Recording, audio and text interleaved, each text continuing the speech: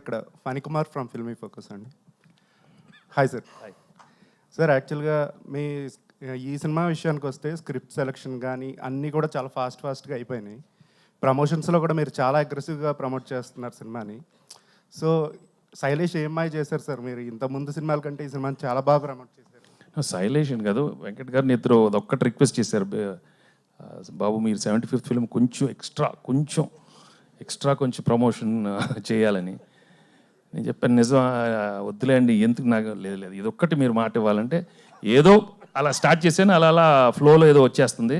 But ఎప్పుడు ఆపేస్తానని వాళ్ళకి టెన్షన్గా ఉంది. ఎందుకంటే I don't know, like I said, I don't plan anything. ఏదో న్యాచురల్గా వచ్చినప్పుడే బాగానే ఉంటుంది.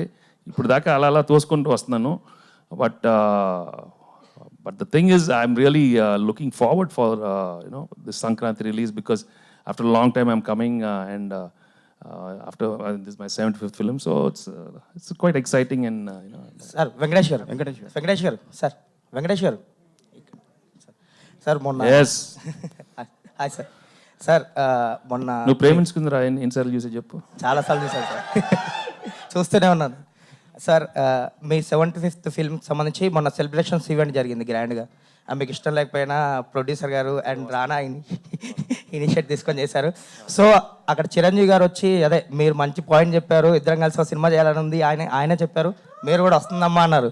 సో మీ కాంబినేషన్లో ఆ సినిమా ఇయర్లో రావచ్చా, నెక్స్ట్ ఇయర్లో అన్న అట్లీస్ట్ ఎక్స్పెక్ట్ చేయొచ్చా? లేదు, we want to do it, but the directors and the writers should listen to it.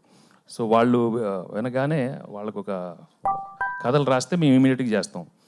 We always wanted to do something nice, and I'm sure it'll be, I can imagine myself, him sitting like this, stand like that. Hey.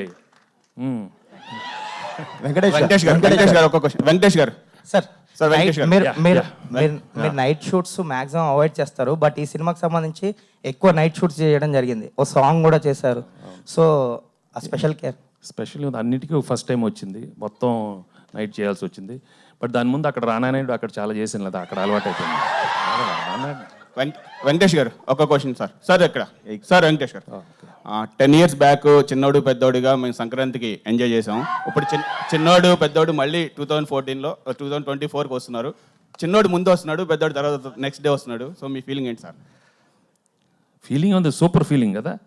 చిన్నోడు పెద్దోడు అంటే రెండు సినిమాలకి it's a super feeling, it's fantastic because audience love watching our films, and ఆ నమ్మకంతోనే మేము release చేయబోతున్నాం. And each film is very different, so I wish my brother all the best. Venkatesh గారు ఇక్కడ సార్, ఇక్కడ యా లాస్ట్ క్వశ్చన్ ఎక్కడో ఉన్నట్టుంది sir. ఇప్పుడు ఆల్రెడీ స్క్రీన్లలో 2 పెద్ద సినిమాలు ఉన్నాయి, మన తెలుగులో 5 సంక్రాంతికి వస్తున్నాయి, తమిళ్ 2 సినిమాలు వస్తున్నాయి.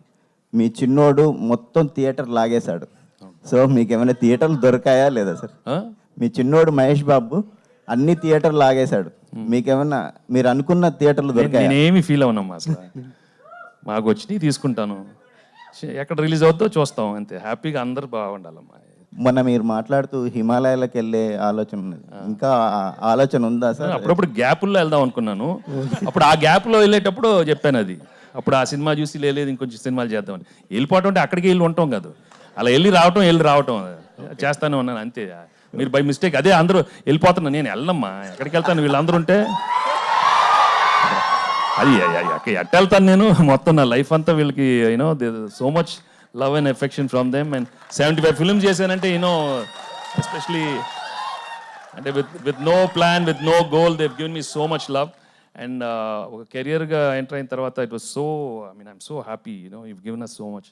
బట్ అది చేయాలి కదా, అప్పుడప్పుడు కొంచెం తెలుసుకోవాలి కదా. వెంకటేష్ గారు, గుడ్ లక్ సార్. ఒక సీజన్లో 2-3 సినిమాలు కాంపిటేటివ్గా రిలీజ్ అవటం అనేటువంటిది what is wealthy and welcoming. కానీ డే టైం 5 ఫిలిమ్స్ రావటం అనేటువంటిది it is not good to anybody.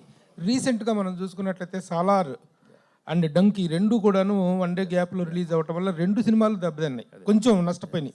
వాటి ఇప్పుడు ఎట్ ప్రజెంట్ ఈ 5 ఫిలిమ్స్ కాంపిటీషన్లో వెళ్ళటం అనేటువంటిది హెల్దీ అనుకుంటున్నారా? దీన్ని ఆపటం కోసం ఏదైనా ప్రయత్నం జరిగిందా?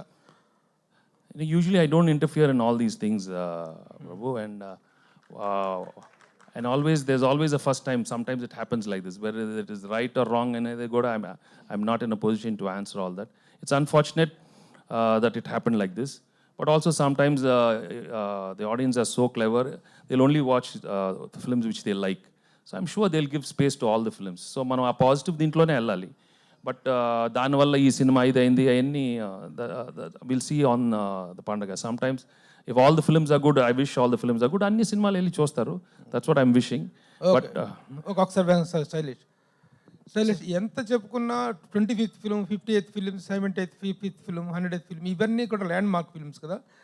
They cause a extra weight on the director's brain. ఈ సినిమాకి what is the extra weight you are carrying అనిపిస్తుంది. ఫ్యాన్స్ ముఖ్యంగా they are waiting for the film. ఇదంతా చూసిన తర్వాత ఆ ఎక్స్ట్రా వెయిట్ని హౌ యు ఆర్ బేరింగ్? అంటే ఆనెస్ట్లీ అంటే I'm not lying sir, but I never felt that extra weight during. అంటే నేను సినిమా చేసేటప్పుడు అప్పుడు అనిపించలేదు. సినిమా కాపీ అంతా అయిపోయి చూసుకున్నాక నాకు you know it struck me at that time. So and also sir fans have been very well behaved with me. Like they are always very progressive about ఏమైనా చేసినా కూడా సినిమా బాగుండాలన్న దాని గురించి మాట్లాడుతూ ఉంటారు. Sir fans are like you are one of the best I have seen man. So Shailesh గారు, హియర్ ఇక్కడ హాయ్ అండి, మైసెల్ఫ్ హేమమాలిని. సో సార్తో వర్క్ స్టార్ట్ చేసినప్పటి నుంచి, కథ చెప్పిన కాడి నుంచి, స్టోరీ డైరెక్ట్ చేసిన కాడి నుంచి మీకు బాగా నచ్చిన వన్ క్వాలిటీ ఏంటి వెంకటేష్ గారిలో? What you like the most? ఏం నేర్చుకున్నారు ఆయన దగ్గర నుంచి? అంటే in a very positive way he's a very detached person. నాకు అది చాలా ఇష్టం సార్ దగ్గర. దేనికి కూడా ఎక్కువ I'm saying in a very positive way. Don't like you know sir దగ్గర ఒకటి చెప్పారు నాకు in the first 2-3 meetings itself ఎప్పుడో కూర్చున్నప్పుడు. And it really help me.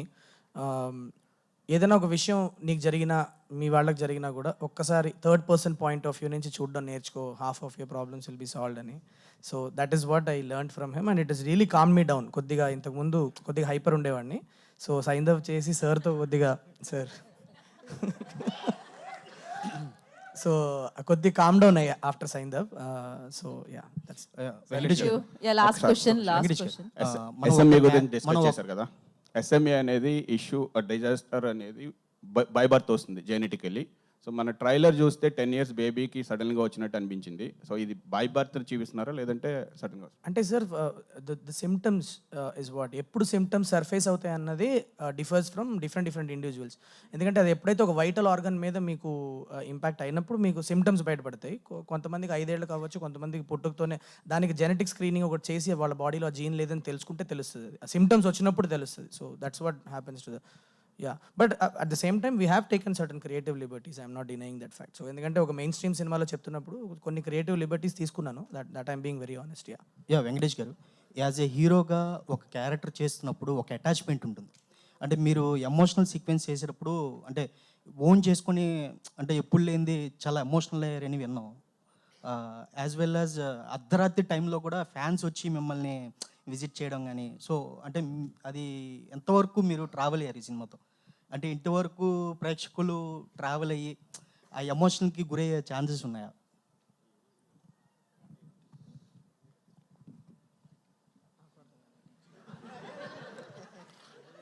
Beginning కొంచెం అర్థం అవుతా ఉండింది.